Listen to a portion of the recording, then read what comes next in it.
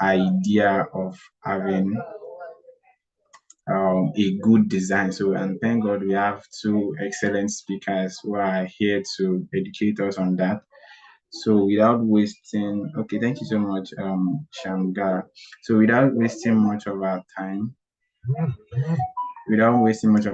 you can, we'll be introducing our first speaker now in place of Mr. Sonny Moses. Mr. Sonny Moses, can you hear me, sir? I can hear you. Good day. Okay, thank you so much for taking your time. So please try to prepare to share your screen. So we'll be having you first so that we don't waste much of your time. So Mr. Sonny Moses is a designer, design lead actually, from universe.com, and he's worked in places like Digi5 Limited, dev and design. So he has a wealth of experiences on this topic. So he will be dishing out to us now just a part of that as what makes him the design lead. So we'll be dishing out to us that part of him now. So you are welcome, Mr. Sonny. Thank you so much. Good afternoon, everyone. Thank you for Yeah, having me here. Please let me know if you can see my screen. I can see your screen. Oh, great. Thank you. Good afternoon, everyone. Thank you. Beacom Design Center, thank you so much for having me for this opportunity. I'm so privileged. Thank you so much. So my name is Moses Sonny. I'm a product designer. I've been designing for a while. Let's say roughly 6 years I've been designing. 6 years now, and it's been very wonderful, and the experience is very good. Also, let me know if you can hear my audio. Yeah, we can hear you. I can hear you. Oh, great. So, today's topic, or today's design meet, is a very interesting topic, very interesting one, and I think is the core for design and product design, even for graphic design, UIX design. So, it's a very interesting topic that, as a designer or aspirant designer, you should know or be familiar with this stages or these principles of and strategies of a good design. So I would start by, okay, can you see my screen right now also? Great. So our topic is on principles and strategies for good design. So the question is first is, what is a good design? I would like to define what a good design is. So for my definition here, I say a good design is one that effectively meets the needs and expectations of users while providing a seamless and enjoyable experience. So a good design is not because it's looking very good, has a very good visuals or very good aesthetics or very good colors, very good layout and that. Actually, that doesn't define a very good design, because design itself, it's not for you, the designer, it's for the audience and the clients and stakeholders. So while designing, we should be aware that we are not actually designing for ourselves. So an effective design meets the needs and expectations of users while providing a very seamless and enjoyable experience. So for instance, if I'm having an app on my phone and with all of its good looks and that, but I cannot achieve my goal, it's actually a bad design, very bad design. Also, good design strives to create meaningful and delightful experiences for users, fostering satisfaction, loyalty, engagement with the product and services. Just as I said, if I have an app or a website which is looking very good, beautiful, fine colors, bright, fine images, and all of things, everything is looking lofty and the aesthetics is there, but I don't have it's not meaningful, it's not delightful, it's not meeting the needs of my users on and it's not engaging clients and first timers first timers on my site. It means it's actually not a very good design. So from my years of experience, I discovered something very important, that a good design is 90% principles and 10% aesthetics. A good design. So the thing is that while designing, don't be focused about aesthetics. When I mean aesthetics, now I mean the beauty, the outcome, the face, the visuals. So while you're designing, don't be focused on, oh, this thing is not looking beautiful, it's looking beautiful. No, it's not actually a dress. It's not a, yes, it's not a dress which you want to wear. So a good design, a very good design is 90% principles and 10% aesthetics, which means that when you follow the principles rightly, you will actually arrive at having a very good aesthetics. So the focus is the principles and also the strategies of design. So let's go further now. I would list very quick some principles and strategies for good design. Number one principle and strategy is user-centered. Now, every design or every product is not for the designer or the client, it's for users. So while you are carrying out a design or starting up a design, your design should be user-centered. Every good design is user-centered. If I'm having a good design, looking very good aesthetics, but is not focusing on the user's need, the design is not working well. It won't work. It's not pleasurable. It's not workable. So while we're designing, we should have a focus. Is user-centered. Every good design is centered on the users. For instance, we are using Zoom currently. It's not designed for the owners of Zoom. It's designed for we, the users. Every function on Zoom meeting is designed for us. How we share our screen, how we put up the audio, put up the video. Everything is designed to suit my need. Now, when you are, for instance, when you're a designer, yes, you have a very good idea. Your idea is very valid, but the idea is not for you actually. It's for a wide range of users. So while you design, you should get opinions from users. You should be aware about the user's needs, the user's pain points, the user's frustration. So our design will not be complete if it's not user-centered. So it considers the goals, aims to provide solutions that are intuitive and easy to use. So where I'm having a very good design and it's not easy to use, it is frustrating. I don't know if you've had this experience where you have an app and some functions are not working well. It's frustrating. That's a very bad design. It's not only an app, it could be an image, a poster. You have a poster where the formations are not well marketed or they are not well promoted.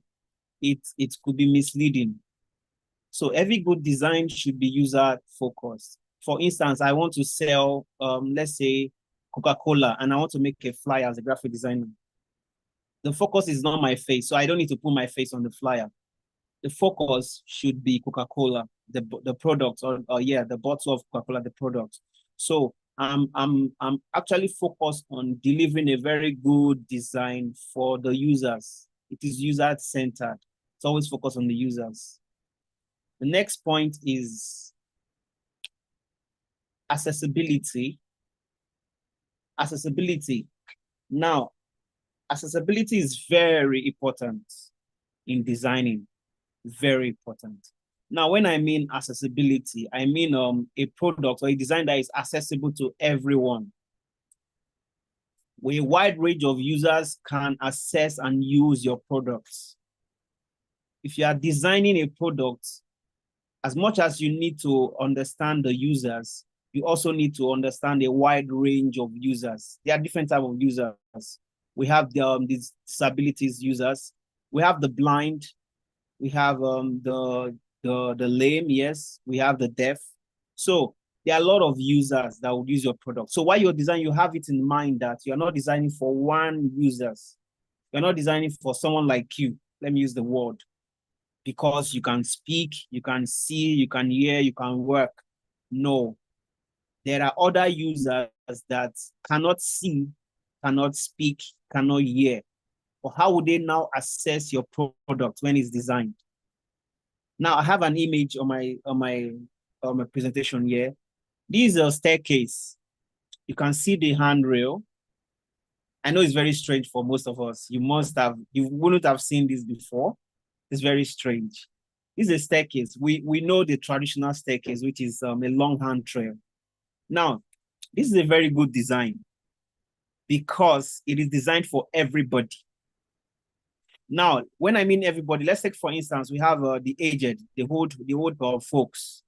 When they want to climb this staircase now, imagine it's a very straight handrail. It will be slippery, and the grip will not be there. It will not be gripped easily. But for instance, imagine having this as a staircase rail. It is very accessible for everyone. You can hold it. There's no accident involved. You know, you can just make use of it. Very fine, usable, and excellent. So the image here actually is an example of a very good design. It's a design that is accessible to every user. Now, for instance, you usually, you can see everyone has a smartphone. There's something on our smartphone that most of us might have not used. There's this thing called voice assistance, where you have, when you activate it on your phone just reads out the text, every text on your screen. It tells you are in your text message, you are here, you are there, you are there. Now, this is an accessible system or accessible design for the blind. That is why most times when you see a website, there's always a caption on every image. Those are for screen readers. There are most users on the website, they can't see, but they can hear. So your design should be accessible for all users, inclusives. Now let's move to the next one. Affordance. This is a very, very important principle also. You have many principles actually and strategies for a good design. Affordance. Design should indicate their functionalities or purpose. And affordance is a quality of an object that suggests how it can be used. For example, a clickable button should look like a button. Now, what this means is that when you're designing, when you are creating a button, it should look like a button. It shouldn't look like an image. Yes, it's not an image. It should be a button. When you are creating a card in a design, it should look like a card. When you are creating image slide, everything should look as its function. You can't so that it will not be misleading. For instance, every one of us, when you see a chair, you know it's for sitting. You easily sit on a chair. Also, when you see a pen is easily accessible or used because you know it's for writing. So your design should portray the purpose of its function. It shouldn't be misleading. Take for instance, there's this popular thing I see. I see it in Nigeria a lot. You visit a restaurant and the entrance, the door, you will see on the door, they will write pull. Sometimes they write push. Now, that is a very wrong design, very wrong. Now, for instance, a good design will actually have a door that it doesn't have any indicators it doesn't have any feedback. You might see the door, it doesn't have a handle. Now, for instance, when you visit any restaurant or any entrance, when you see a door that doesn't have a handle, you naturally know that is to pull. You pull or you push it. Sorry, rather, you push the door. Any door that you see that doesn't have an handle, you know, by intuition, you know that is to pull or to push the door in. But when you see a door that has an handle, it tells you that you can pull it. So when you see doors where you have pull, push, it's very confusing when you get to the entrance and you'll be like, what do I do? Should I pull it? Should I push it? So a very good design, actually, you will see a door. If it's to be pulled, there will be an handle. If it's to be pushed, there will not be an handle. Everyone would naturally know that, okay, this is to be pushed. But when you see an handle, you don't know if it's to be pulled or pushed, and it's confusing. That's why you see most restaurants, they'll not write pull, push, wrong direction. It's not very good. It's not very good in design. So the principle of affordance actually states that your design should portray the purpose for its intent. Now let's go to, lastly, just two left. Now, visual hierarchy. Visual hierarchy, very important. Visual hierarchy. This uses visual elements such as size, color, constraint, spacing, guide, important elements stand out and guide users' attention. If you look at the image I have here, there's a flow of these colors. That's a hierarchy, a visual hierarchy for designs. It means that you place you design according to order of importance or priorities.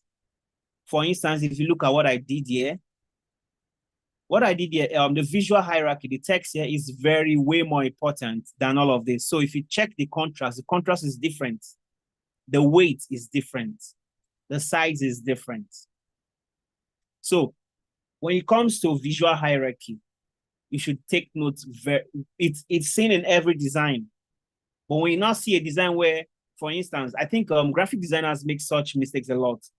They have all of their fonts having the same font size, the same color, or the contrast is not looking well.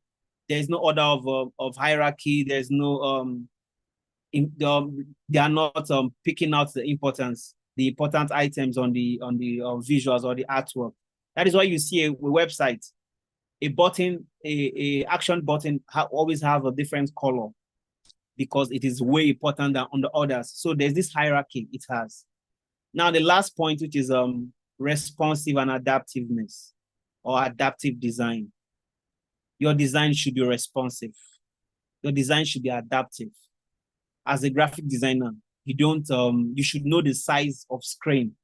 You don't make a flyer and the flyer is looking too big on a phone and all the informations are losing or it's hiding on the screen edges. No, you should be aware of screen sizes. There's a default screen sizes for phones, for iPhones, for Android, for desktop. That is why if you see from the sample here, we have different screen sizes. You should be aware of the screen sizes. We have for tablets. So when you're designing a product, you should be aware of different devices, different screen sizes. It is very important. Don't assume in design. Don't assume maybe you just you design a flyer and you just put it to size maybe 950 by 950 or 1000 by 1000. That's all. No, your design should always fit to screen. It must be responsive. It must always adapt to every screen that you are designing for. Look at what I have on my presentation is very adaptive. It's very adaptive. You can see how it's not too close to the edge. It's not close to the top. It's just sitting on the middle of the flyer. So your design should be very adaptive and responsive for let's say for product designers or web designers. Your site or your product design should always fit on different screen size. We all have smartphones. Sometimes when you visit a site, you can change your screen orientation and the website changes easily. There's no information missing or hiding. That's a very responsive design. But when you now have a design where some informations are missing, you can't find every details out there, it is very misleading. So always ensure you have your designs responsive and adaptive to all screen size. Ensure consistency also. So that will be all. Thank you so much. I hope I didn't take much of your time. Thank you so very much, everyone, for listening. Thank you, Become Design Center. Thank you very much, everyone. Okay, thank you. Thank you so much, Mr. Sonny. That was wonderful. I like the fact that you started from the beginning, and I'm sure some of our participants I have some questions. For me, I have a question, but I'll wait till the end of the session before I ask my own. Thank you so much. So Thank you, sir. we'll be bringing up our second speaker now. So Sophia, are you ready? Can you hear me? Yes, I can hear you. Good afternoon. All right. So Sophia is a design team lead here at Beacon Dev Center here. She's been designing for a while as well, and from her wealth of experience, she's going to feed us here.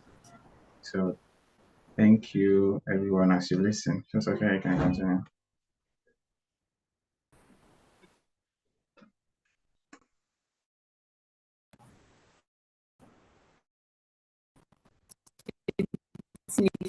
For Vincom Dev Center design team. Design ah it's way back, but I would say let me just give a estimate. When I started fully 2020, yeah. Yeah. So that's just what I can say about the experience. But where my graphic designer as a designer starts from was 2016. Yeah. But when I started again back was 2020. All right, so I'll be sharing my screen now. Please make me the host.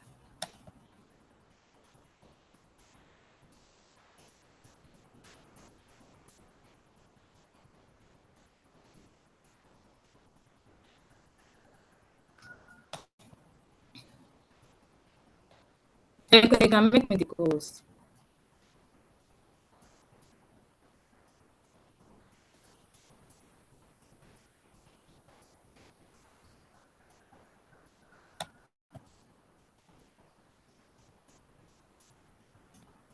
You can hear me? Yes, we can hear you. Can you hear me? Yeah, please make me the host. Oh, I can't do that from my end. Though. Can you hear me? I was made a post too. I think Mr. Sonny will be able to do that from his end. All right. Okay, So you thank you. can share your screen now. Yeah.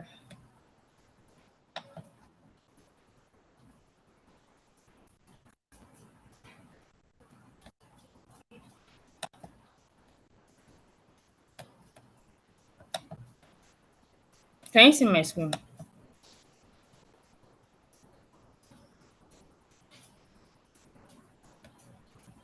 No, can you see my screen? Yes, we can see your screen. All right.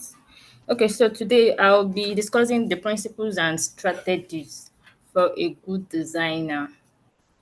So there are some things that we need to put in place for our design to be a good one.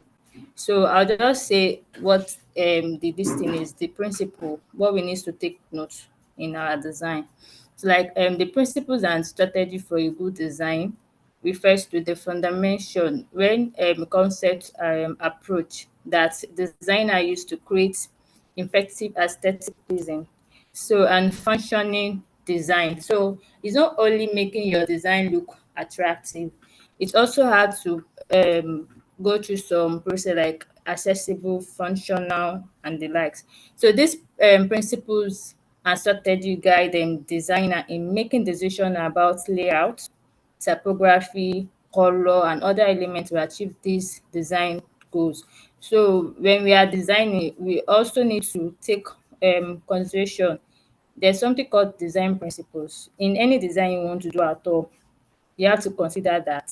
And one of it is all these things are the typography or the way you use your font, the way you use your color, the way you put out your layout.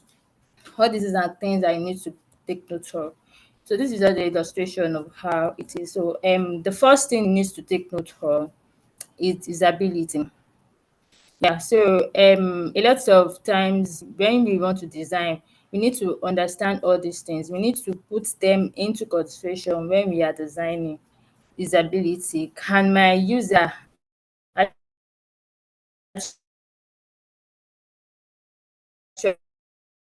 actually be able to use this and effective, efficient? it is for the user to accomplish their goals and products. The product you are doing, you have to make it more usable. So the key aspect is conducting usability testing to identify the usability uses issue and gather feedback. So this is just like what you need to put in place for your design to be more usable. You need to take your design out to your user so that they will access it, give you feedback so that you can implement with that. And also implement user-centered design principles. Yeah, so in any design you want to do, you know that your user are the ones that you are making this design for, is not for you. So you have to get back to them and also provide a clear instructions and feedback to user to help them understand how to interact with the product. So in also there are sometimes I need to give feedback, like when you are there are some places that there is feedback in the app that okay, this is the feedback is also one of the things I need to consider when you are doing your design. And so this is just the things that are in for the usability, satisfaction, then ability, few errors, efficiency, memorable. So this thing is when you are doing, if you want to do your design, you want to make it to be usability, your design to be in a usability way. You have to make it memorable for your user, learnable, satisfaction, they like it, few errors. It's not as if your design will be perfect, but at least few errors. Okay, so the another thing we have is accessibility. Yeah, so accessibility in design refers to when designing products that can be used by people of all ability, including those with disability. So don't just design for one person, design for ability disabled and likes. So when you are doing some design, you have to take this into consideration. So the key aspect is provide an alternative text for image, yeah, text for image, caption for videos to explain it more, you understand. And then the key keyboard navigation for user who cannot use a mouse. So these are the things that you need to just put in place also, that okay, for people that can't really access this, like me now, I can see it, some people can't. You have to take understand that too. So in that place, join everything together. So testing the accessibility of design with assistive technologies such as screen reader, to ensure that all users can access and use the products. So that means that it's not only for one person. Let your products be accessible to all people. So these are the accessible design for everyone, for connective and learning disability, blindness, low vision, color blindness, speech input, like when someone is speaking, hearing impairment, motor, and the this thing. So you just have to take this thing to. I know that some the way to make your design look good. These are the things that it is just to put in place so that we don't design for only we, design for others too that are not in that shoe. Another thing is intuitiveness. So what is intuitiveness? Intuitiveness in design refers to how easy user can understand and use the products without the need for explicit instructions. So don't wait for user to ask a question. Design in a way that when they see your design, they understand what it is. So using a familiar design pattern and convention to make the interface more intuitive. So there are some website that a lot of people have checked, mobile that a lot of people have checked because of they are familiar with one kind of design. When you give them another way, it will be confusing them. And another thing is, don't forget, you don't want to be saying you're not there when they are trying to use the product. So let them understand it very well, and so that I don't need to ask someone beside me out, what is this? So another thing is providing a clear and concise label and instructions that are easy for user to understand. So it's same thing, just like it still need to what make them understand it clearly. You don't have to add a lot of things that is not relating to it. Let them understand what they want. If this button is this, let it be this. So you don't have to join things that are not relating to what. So to just be clear for your user to understand what you're saying. And also another thing is designing interface that anticipates user need, behavior, making interaction feel natural and seamless. Yeah. So there are some times that when you're adding interactions to your design, find a lot of interactions, but try to understand that okay, your user are the one that are doing it for, so that it will not be like, what is this? So try to understand that part too. That what this intuitiveness is just saying is that let your user be able to understand what you are telling them. Don't put things that are not familiar, that are not really familiar with in your design. So this is just the ways to create intuitive design. Conduct user research. Yeah, for you to be able to get that. There is no design that you want to do or any product that you want to do that you will not conduct user research for user experience. Yeah. So take user feedback. Make design central to products. Keep it simple. Don't be too bulky. Things that are not relating or relevant, don't put it there. Text your design now. So that's one of the design thinking that you need to do. You need to text your design. When you text your design, you take it back to your user. They will give you feedback. Then you can make it more okay. So yeah, another thing is feedback. In design, we don't really like taking feedback. Maybe negative feedback, let me say that way. But it's also good because it's also improve that product that we are doing or design that we are doing. So feedback in design refers to providing user with immediate and relevant information in response to their action. So like I said, maybe for example now I'm through with my design. I need feedback from my user or from anybody, maybe the designer. If you're talking about design, maybe graphics, but if you're talking about a product that you want to do, you go back to your user. So you have to do that feedback. I have to have that feedback. That feedback will help you to improve your design the way it is. That's where in iterative now comes in. What you've done, you have to iterate it again. So providing visual clues such as animation or progress indicator to indicate that an action has been completed, displaying error message or warning when users make mistakes or encounter issues. Another thing is using micro interaction to provide feedback for small interactions such as button click or form submission. So also, yeah, in one of the UX law that I know sometimes, yeah, it's good to have feedback in your app. There's a place that you have to put feedback so that if your user are using it, they'll be giving you that feedback, dropping it. So that's why with them giving you feedback, you're able to implement those feedback in your products that we have that are already been done, but you want to improve more on that from the feedback that they already dropped for you. Yeah. So these are just the feedback stuff, the how to amend it. So ideas, response, opinion, survey, things that you can do to get feedback, comments, rating, result, advice. These are the ways that you can use to get your feedback. Another thing is flexibility.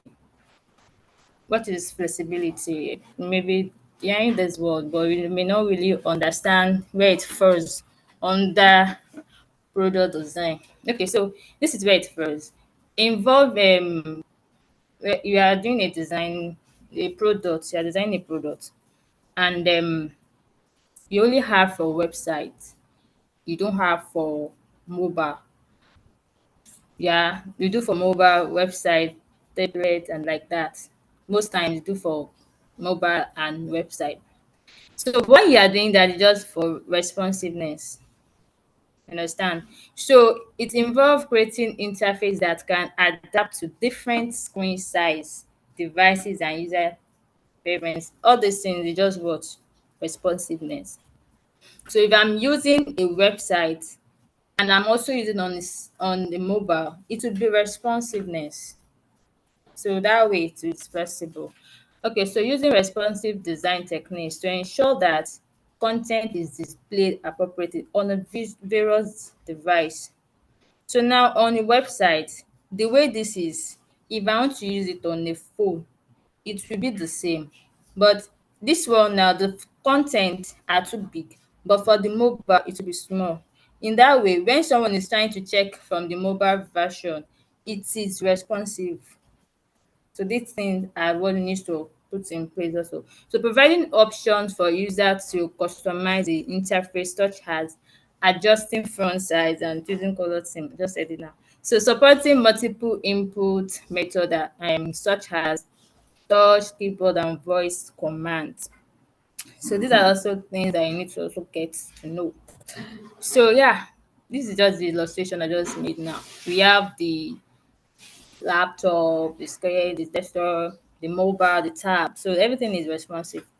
So that just it. And consistency. Yeah, consistency. Yeah. In when you are doing a design, this consistency is really, really, really, really important because it's just like sticking to one thing. You are being consistent with it. And so to maintain uniformity in the visual and functional elements across different parts of the interface. So how do you now use this consistency? Ways where do we use consistency? Using consistent typography, your font, your color, your scheme, and your layout throughout the interface. If you are using one color, if it's two color, I'm just saying maybe one color, two color, in an maybe you've done like five screen, no, let's say five screen, and the sixth screen I'm seeing another color that is not relating to my style guide, because in a design you have to do a style guide and it's not relating to what my style guide is. That means that you're not more consistent with your color. So typography too, I'm using maybe Poppins, maybe Lato or something, and I'm seeing another um font in one place like that. No more consistency in that. So you have to be consistent with what you've start from the beginning, continue with that. And also ensure consistent interaction pattern and user interface control. Provide a consistent user experience across different devices and platform. Just stick with one thing that you have started. If it's the layout, the way it is, focus on that and continue with that pattern. Yeah. So this is just the normal thing. For the small this thing here, this one is the same thing across board. We check the colors are the same thing. You just yeah, the colors are the same, everything is the same. So that's consistency. Yeah, so this one is the visual appealing. Yeah. The visual appealing in design refers to creating design that are visually attractive and engaging to user. Yeah. So I from the first speaker I heard when he said that don't really focus on the attractiveness alone. I think the percent is 10. Principles is 90. Yeah. Because in any design you want to do, design principles, you have to put it in place. The way it looks does not really, if your design is attractive and the what let's call it, the UX is not, it's not a good product. So yeah, so that way using color theory and contrast to create visually striking design. That's what we call um, um this appealing stuff I was saying. Yeah. So and again, mostly your contrast really matters in design. The way you do it, the difference between one element and the other, that's what it is called contrast. So you have to take it there.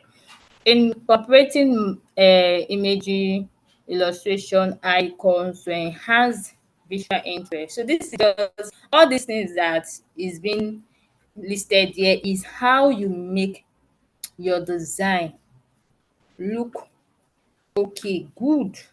The last is applying principles of visual design. That is what balance. These things you have to know how to use it. Hierarchies is also part of this visual appealing. Proportion, they have to know how to do. Range, they have to know how to all this use color, use alignment, all these things, design principles. To make your design to be what visual appealing, you have to know how to use them. Yeah. So and to create a harmonious composition. So this is what you just need to know. Eyes catching visual design to engage visitors while you are using visual appealing. Keep only essential content. Don't add too much. Things are not relevant, remove it. You don't need to, everything does not need to be in your design. Simple layout for ease and to navigate and accessible. Pick a captivating color scheme and clear font. Yeah, one thing is when your font is not okay, even though design is fine looking and the font that you picking or selecting is not okay, it will not make your design look fine or more attracting or something. So to create a great looking and consistent website, you need to choose the right font to use. Yeah, thank you for listening. Thank you. That's all. Okay. Thank you. Okay. Thank you so much, Sophia. Thank you for that wealth of knowledge that was just dropped to us now. So basically, from this, the both speakers, now we can conclude that. Please confirm if anyone, if you guys can hear me. Can hear Hello. you. All right. Thank you so much. So we've Yeah. confirmed that, yeah, design principles is very, very important, and like our first speaker said, he said design a good designing is 90% principle, then 10% visual or aesthetics or visual appealing, just like our second speaker said. So thank you so much. So I don't know, I guess some of us have questions, including me. So if you have any question now, feel free to drop into the chat box, or you can just unmute and speak. So any questions from anybody, whether it's to the first speaker, whether it is to the second speaker, so you are free to raise up your hand or to drop it in the chat box. We'll check it. Any questions from anyone? Okay, thank you very much. My question goes to Mr. Sonny. All right. Yeah, you said 90% principle. Sorry, I don't get the principle part actually. And like I said earlier, I'm new here. This is my first class. So I don't know, maybe I've missed the lots before because I just saw this for the first time and I joined. So if you can please elaborate more on the principle part. Thank you. Okay. Well, when we say design is 90% principle and 10% aesthetics. When I mean principle, for instance, let me use building a house.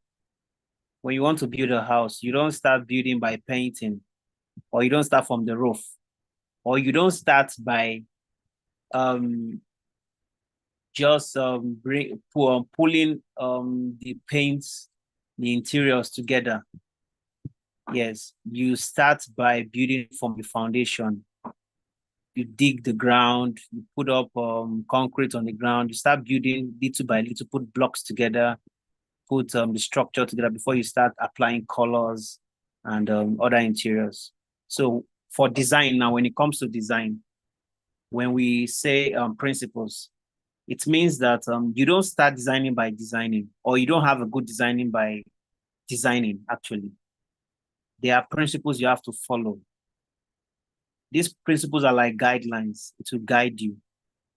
So for me, I would say when it comes to design, you shouldn't be bothered much about creativity. Oh, I need to be very creative before I can design. Yes, creativity is very important.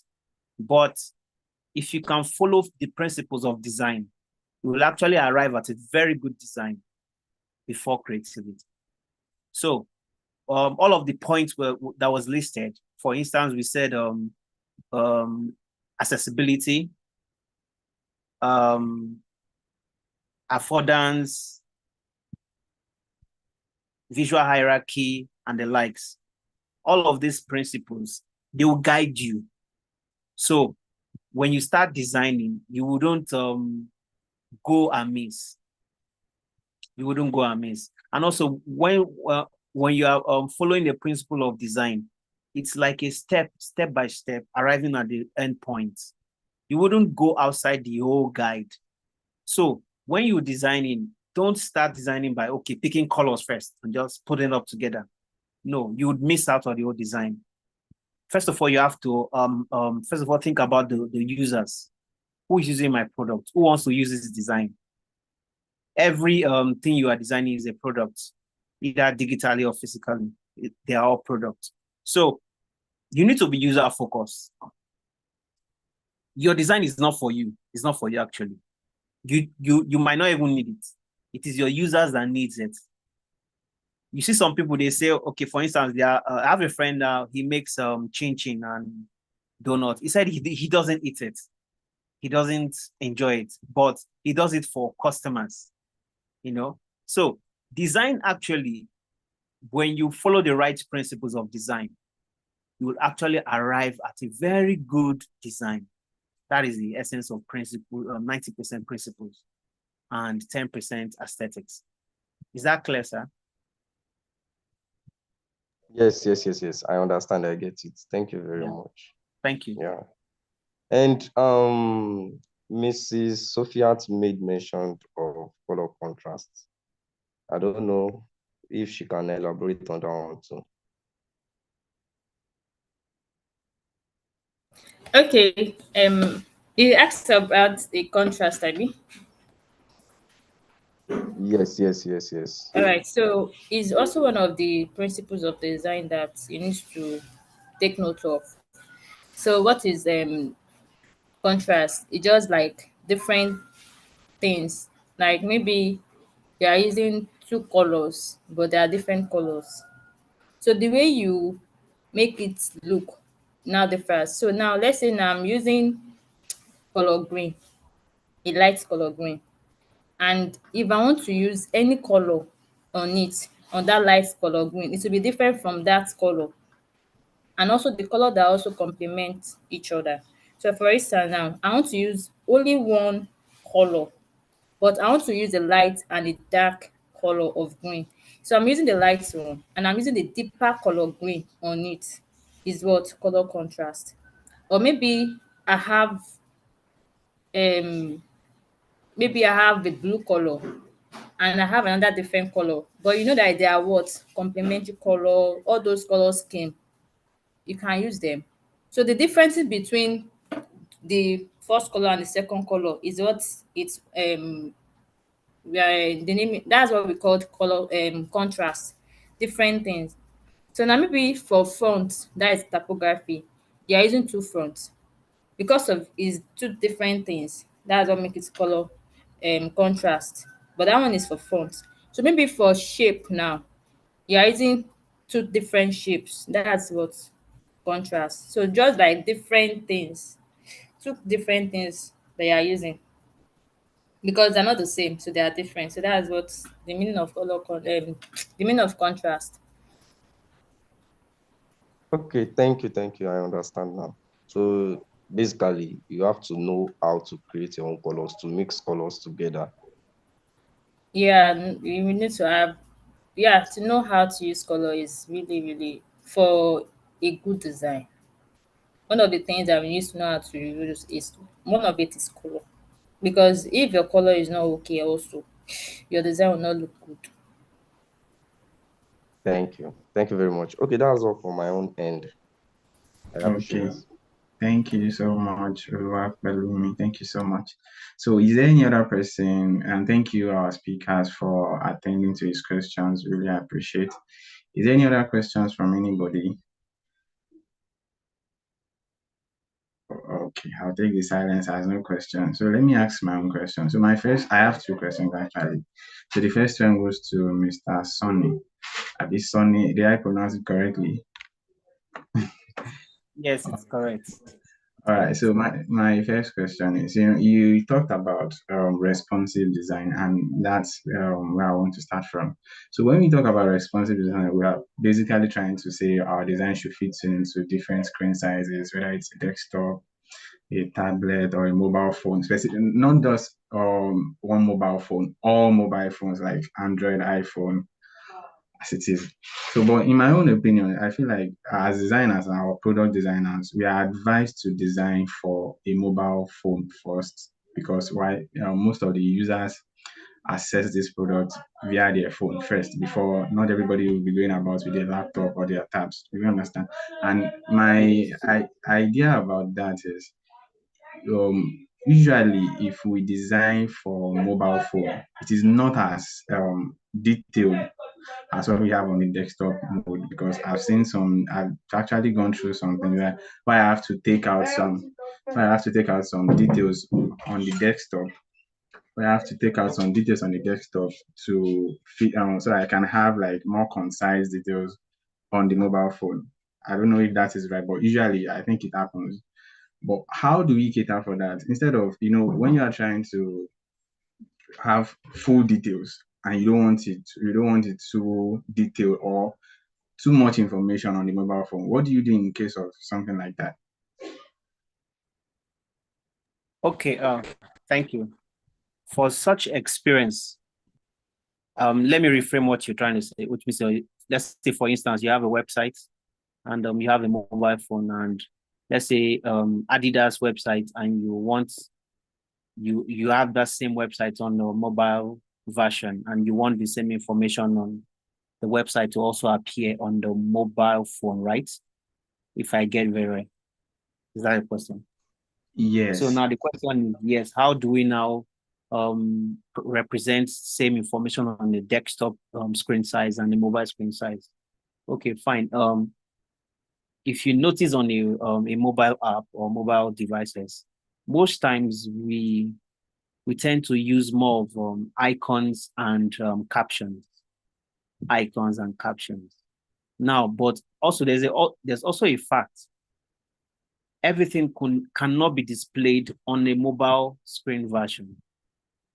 Obviously, it's not possible to have everything displayed. Like for instance, if you visit apple.com, if you see the website, it's very responsive, very dynamic kind of. You see things flying up and there when you use a desktop. But when you visit on the phone, it's just static. It's fixed. It's just black screen and it's not very heavy. It's just it's static, yes. It's not not as that dynamic as the desktop. So the truth is that for most cases, you can't represent everything on the desktop. There are some things you have to take out. That's the truth. But nevertheless, you can make use of icons and caption. Always caption your icons. That is why your design should be understandable. It must be usable.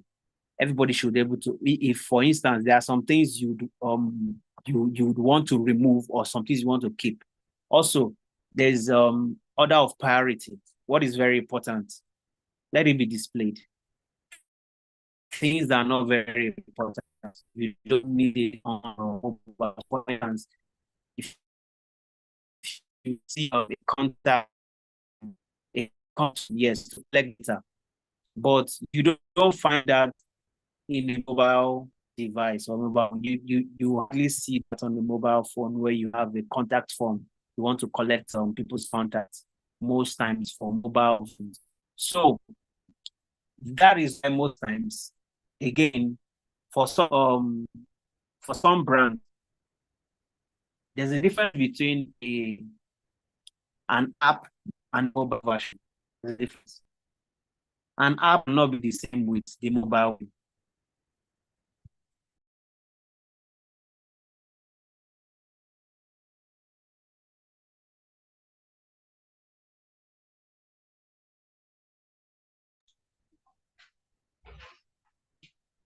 Hello, can anyone hear me? Yes, I can hear you. I think it is network. Okay, all right, thank you. Maybe let's just give him a minute for him to come back. Okay.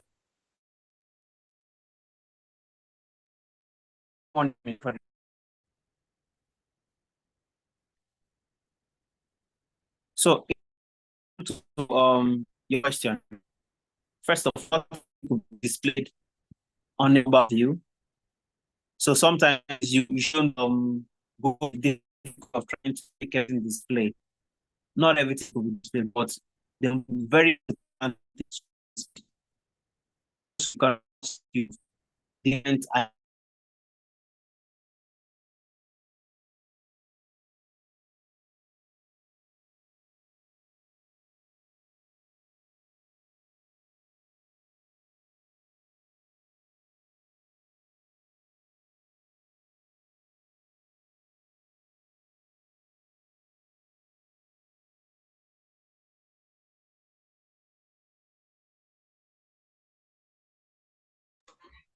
Hello. Can anyone still hear me? I think his network is having issues. Right? Yes. All right.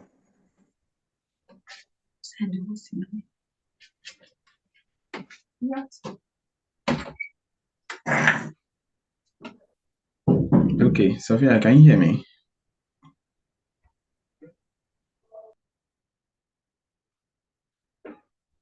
Hello. Okay, so I have another question. Okay, he's back now. Mr. Sonny, your network is kind of terrible. Are you fully back now?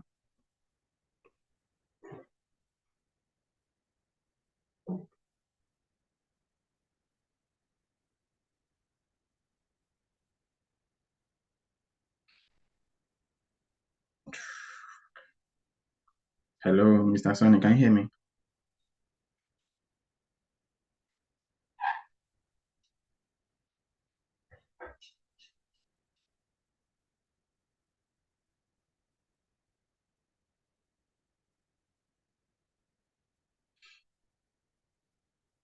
Hello, anyone? Okay, let me ask my second question. So, Sophia, so my second question is just that oh, he's back again now. Mr. Sonny, can you hear me now?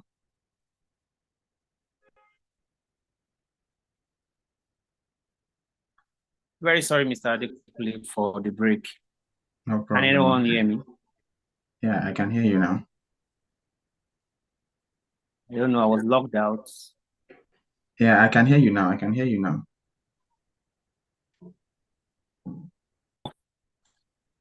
So I don't know if I was able to answer your question.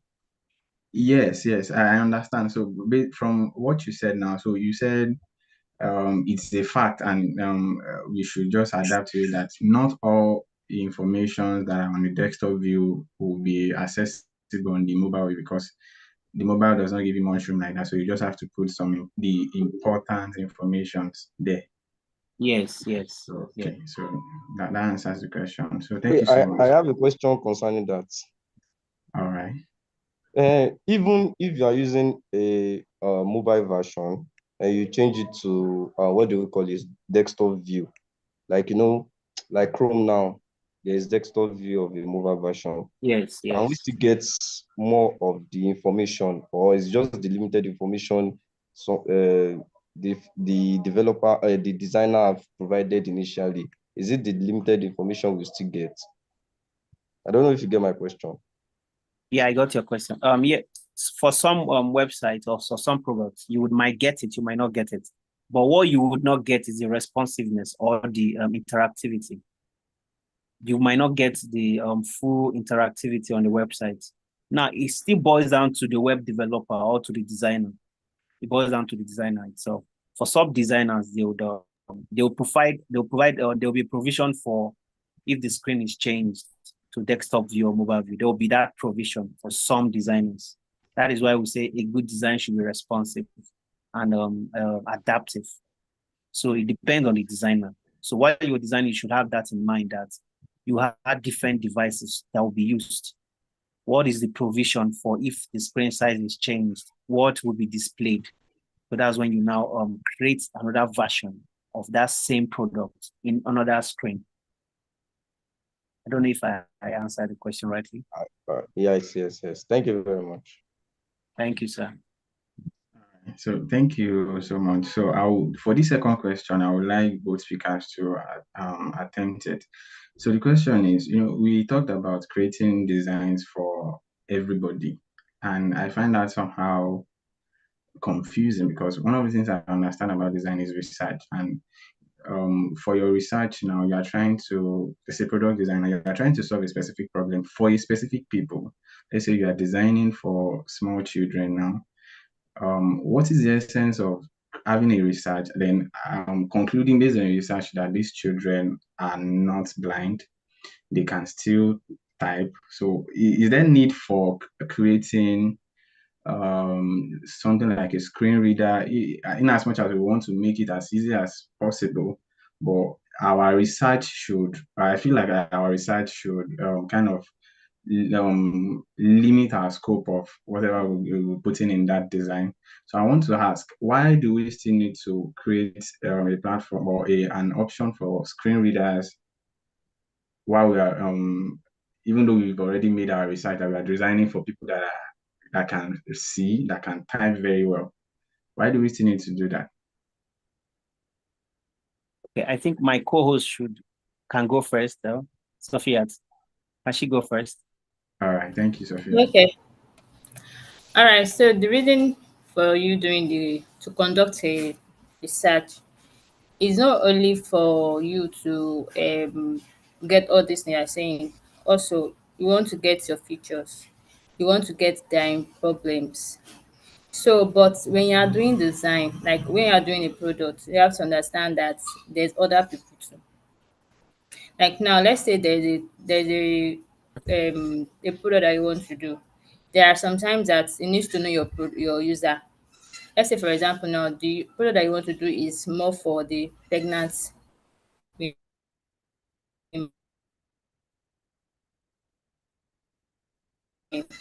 you know they are focusing on the pregnant among them. You may have people that are blind among them. But if it not has the relative question to this, you will not get that.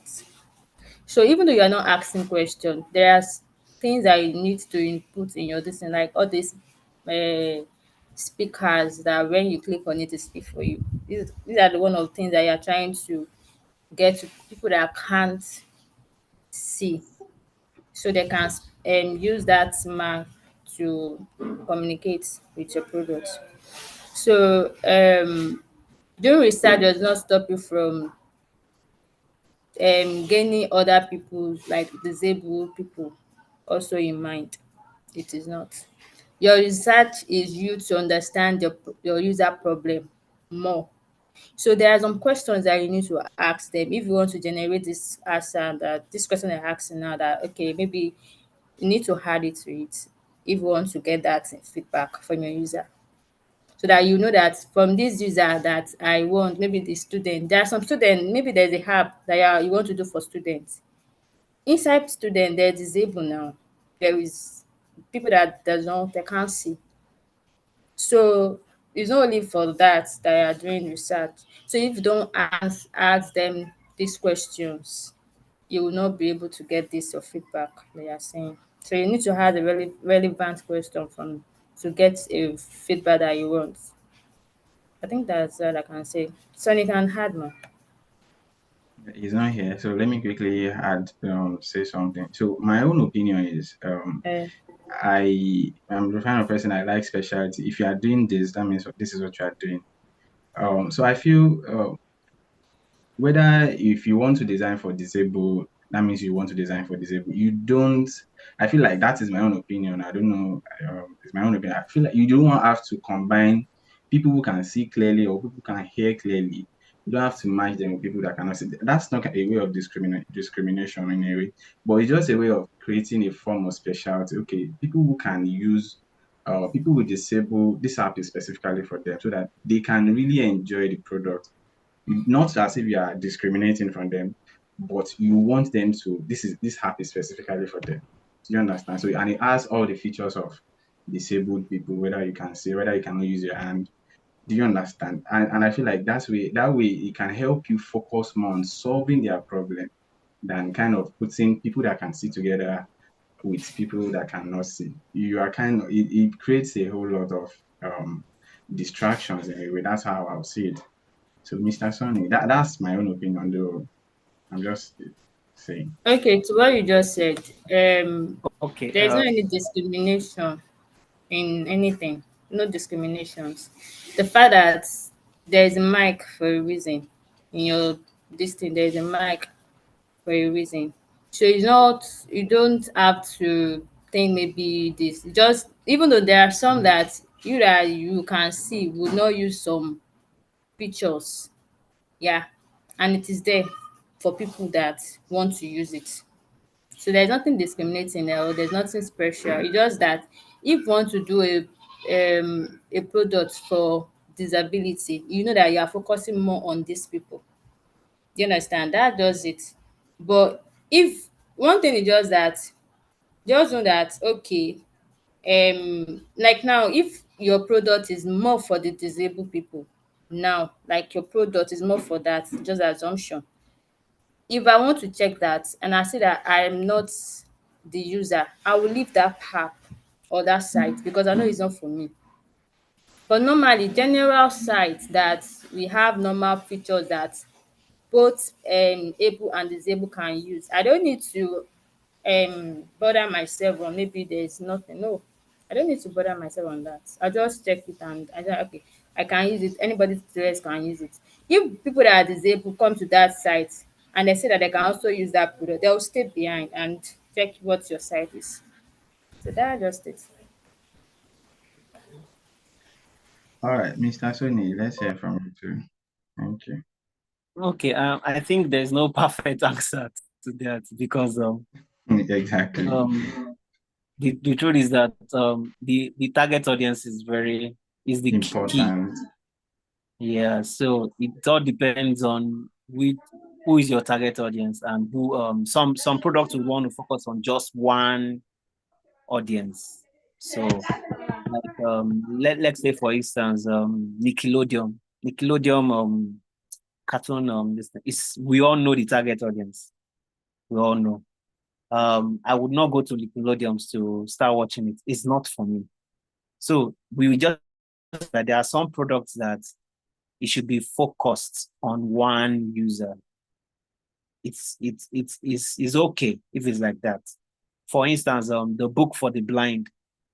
You and I cannot read the book of the blind. We cannot understand it. They use their hands to read. They just start filling the text on the book, and so it's for them. But you don't have our general books having the same features. So I think it's just for us to be able to define correctly our target audience. If you choose to design for a wider range, fine, you can use accessible design principle. So it boils down to the stakeholders. If they want a very wide range of users, because it's a product that requires profit or that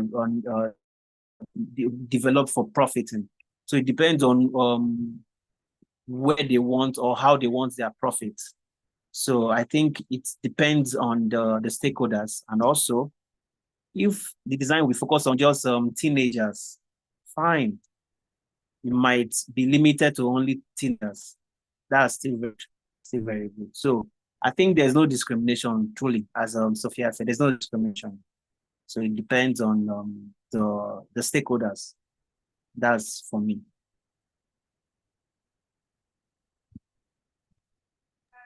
Thank you so much, Mr. Sonny. So I think from what you both have said now, so we can all conclude that specialization is very, very important in any product you are trying to do. So we tend to fix the problem we want to fix in a specific audience. So thank you so much for that.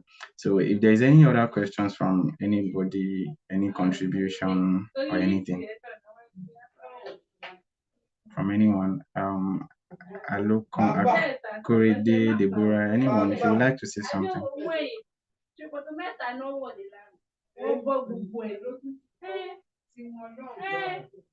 Hello, can anyone hear me?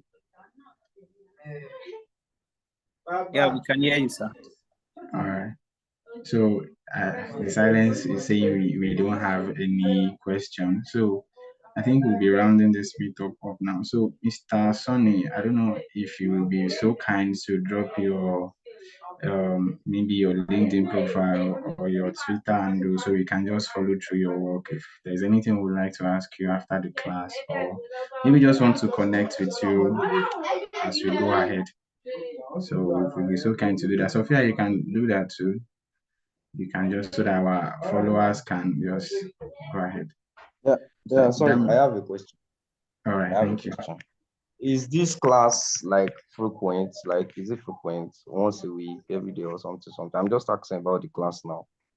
Well, it's actually not a class, it's a meetup. So it's a meetup where we discuss design topics and it's a concurrent something. It is once in a while. I'm not sure about the time, but as soon as we have details, it's something that will call me, I think once in 2 months or so. But I'll give you details about that. So I don't know how you get to join this session. So, but the next time Through Beacon community, I joined through Beacon community actually. All right. So when we'll be having another So one, we'll just I'm asking because in case if like me now I'm interested to start something on design. So I don't know if there is a platform for that. no problem, no problem. As soon as any information relating to design will be shared on that platform. So just stay in touch with that platform. Because I'm a newbie actually, so I joined because I have interest in it, but I don't know that it's just a meetup. So that's it. Okay, Okay, well, thank you very much. thank you so much. Well, the platform is not necessarily for design meetup alone. It's where you can get informations about design, not necessarily the meetup, resources that can help you in your design career or anything that can just be of help to you. So that's how it works. So whether it's an event, whether it's a post, whether it's an article, whether it's a video that is going to help you, everything will be shared on that platform. Did I answer your question, sir? Yeah, yes, thank you. Okay, you're welcome. So, Mr. Sonny, thank you so much for sharing your profile. We really appreciate it. And thank you so much for your time. Thank you so much, really. So we hope to have you back when next we call upon you. Thank you so much. Sophia, do you want to say something? Thank you for the opportunity. Thank you very much. Thank you, Sophia. Yes, thank you very much. Thank you too. I think please you can help us drop our link to the design community so that we can join people that want to join. Okay.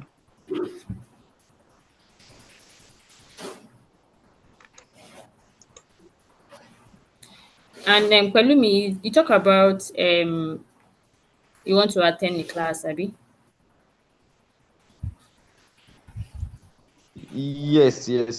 But actually, Yes. I thought this is a class. You understand? I don't Yeah, know this. there's okay on the design this thing. Just drop your message, and we'll follow up from that. All right. All right.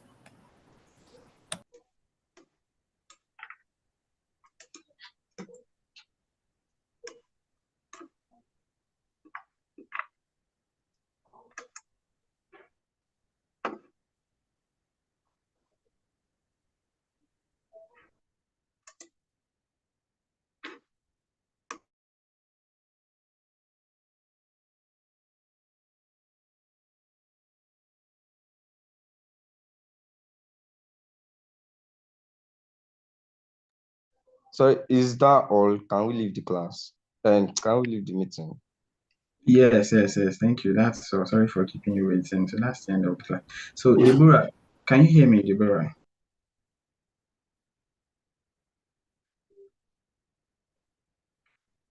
Deborah, can you hear me?